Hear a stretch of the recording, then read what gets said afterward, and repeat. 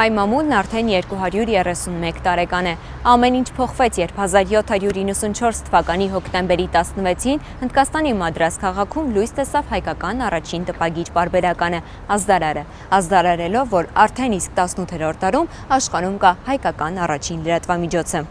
Հայկական շուրջ 50 հեռուստաալիք, ավելի քան 4000 պարբերական Հայաստանում և Հայաստանի սահմաններից դուրս։ Թվերը վկայում են տեղեկատվության ստեղծման և տարածման լայն մասշտաբների մասին։ Եթե ազդարարը սկիզբն էր հայ մամուլի պատմության, ապա Երևանի պետական համալսարանի ժուրնալիստիկայի ֆակուլտետի բացումը դրա գիտական հիմքը։ 1999 թվականին Երևանի պետական համալսարանում բացվեց ժուրնալիստիկայի ֆակուլտետը, նպատակ ունենալով պատրաստել մասնագետներ, որոնք ոչ միայն պատմում են, այլ վերլուծում իրականությունը։ Փոխվում են հնարավորությունները,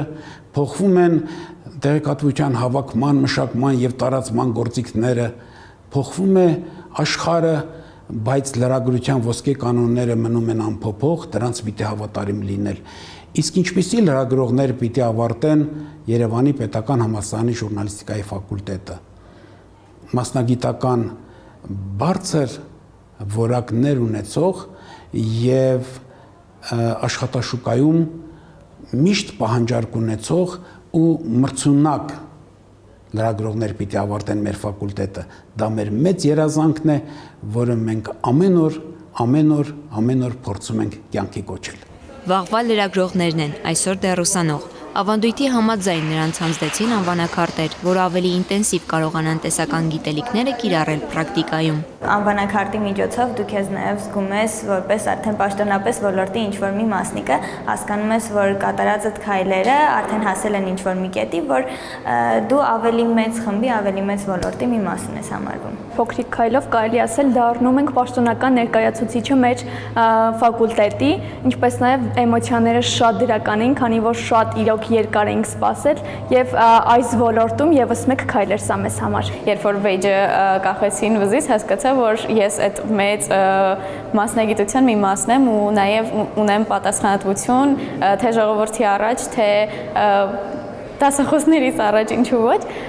ու հաստատ կփորձեմ հնարավորինս լավ ձևով ներկայանալ ամենտեղ ու լավ ձևով ներկայացնել ամեն ինչ։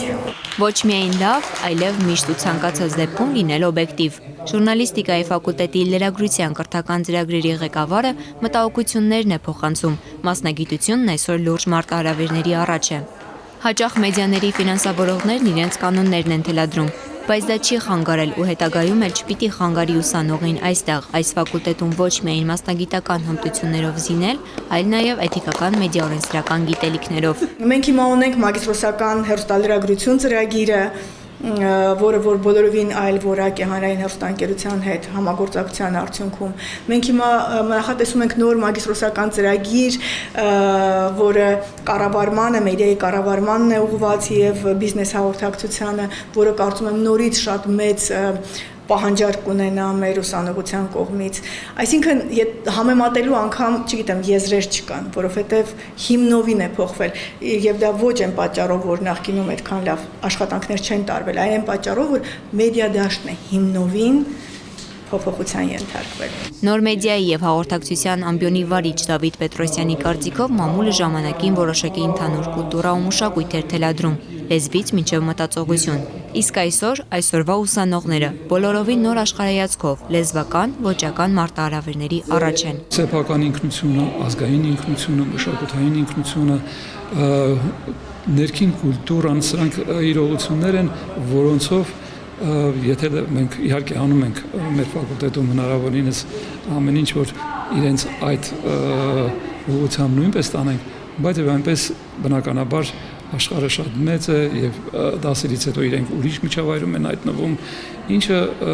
նոր մարտահրավերներ իրենց համար կարող է առաջացնել։ Պարզապես ես կցանկանայի, որ իրենք պահեին իրենց ինքնությունը։ Ամերիկացի լրագրող Քրիստոֆեր Հիթչենսն ասում էր. «Ես լրագրող դարձա, որովհետև չէի հավատում թերթերի գրածներին։ Թե ինչն ու ինչպես կփոխվի հայկական մամուլի վաղվա էջերում, կախված է մեզնից, այսօրվա լրագրողներիցս»։ Երկար էի մտածում մասնագիտության ընտրության հարցում, քանի որ շատ ոլորտներով եմ հետաքրքրված եւ վերջում հասկացա, որ լրագրությունը մի քանի ոլորտներ է իր մեջ ներգրավում, այսինքն դու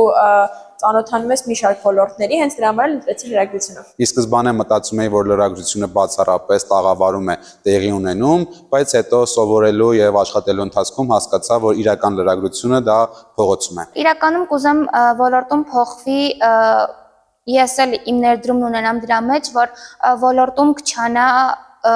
այն լրագրողների քանակը, ովքեր որ ապատեղեկատվություն են տարածում ու տարածում են այնպիսի լուրեր, որոնք որ ընդհանրապես կապ չունեն իրադրության հետ։ Կուզեի, որ լրագրողները մի քիչ հանդուրժեին իրար ու մի քիչ մասնագիտորեն ավելի կրթված լինեին, գոնե թե տիրապետեին էթիկայի մինիմալ կանոններին։ Կուզենամ փոխել մասնագիտության ու մասնագետների մասին կարծիքը, որպեսզի ավելի շատ հասարակությունը վստահի ու չմտածի, որ մենք խաբելու համար ենք։ Այսպիսի ցանկություններով մասնագիտական նոր գիտելիքի ու նորացող գործիքակազմի հանդեպ հետաքրքրությամբ այսօրվա ուսանողները կփորձեն ձևավորել վաղվա մեդիադաշտը։ Իսկ այսօր լրագրողներ առանց սահմանների կազմակերպության մամուլի ազատության ամենամյա սանդղակում Հայաստանն արդեն իսկ բարելավում է իր դիրքերը։ Աշխարհի 180 երկրների շարքում զբաղեցնելով 34-րդ տեղը։ 2024 թվականին Հայաստանը 43-րդ հորիզոնականում էր։